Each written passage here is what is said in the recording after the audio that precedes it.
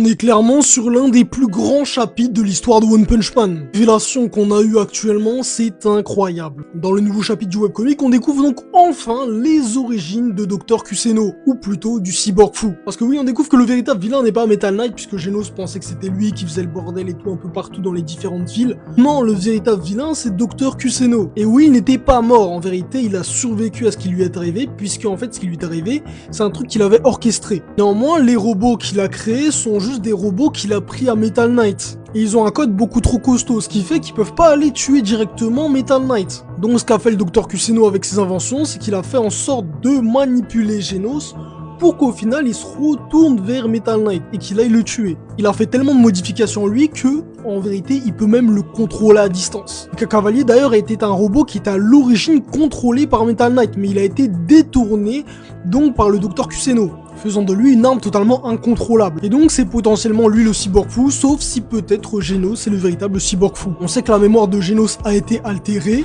donc on sait pas si en réalité c'est un total robot, ou si à l'origine c'est véritablement un humain, ce qui fait de lui un cyborg. De ce qu'on sait c'est un cyborg, mais peut-être que ça sera tout autre quand on aura toute la vérité. En tout cas la vérité fait péter un câble à Genos, sans que d'ailleurs il pensait que Metal Knight était en train de mentir, mais quand il découvre que c'est plus ou moins vrai, il commence à vraiment péter un câble, et il s'enfuit. De son côté, Metal Knight tabasse de nombreux robots et une armée de monstres de niveau dragon, tout en protégeant l'association. Et ensuite, on a Mecha Cavalier qui va donc se battre avec Saitama. Bien sûr, Saitama est beaucoup trop boosté, sauf que Dr. Kusuno avait déjà analysé le corps de Saitama. Ce qui va faire en sorte que Mecha Cavalier va se servir des biodata de Saitama pour évoluer. D'ailleurs, moi, il a essayé d'utiliser les biodata King, son corps il est parti en couille parce qu'en fait, il est devenu totalement faible. Et il comprenait pas pourquoi. Mais bref, quand il utilise le pouvoir de Saitama, il devient ultra boosté et c'est dit qu'il brise ses limiteurs. Néanmoins, c'est toujours un robot. Mais cette IA semble avoir développé une conscience. En tout cas, c'est ce qu'elle semble avoir développé puisqu'elle le dit.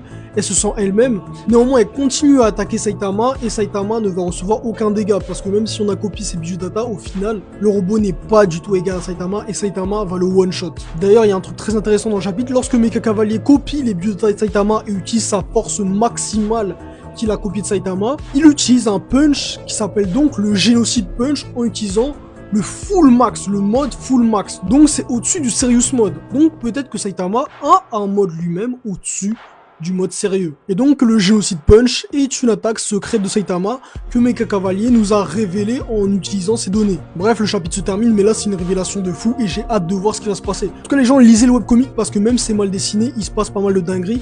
Et commencez à partir de l'arc Garou parce qu'il y a beaucoup de différences avec le manga. Et des différences pour la plupart qui sont en bien. Et d'ailleurs on note aussi que, pour ceux qui n'ont pas suivi le webcomic, faut savoir que Boros est plus ou moins toujours en vie, son cerveau est extrêmement endommagé, donc c'est un peu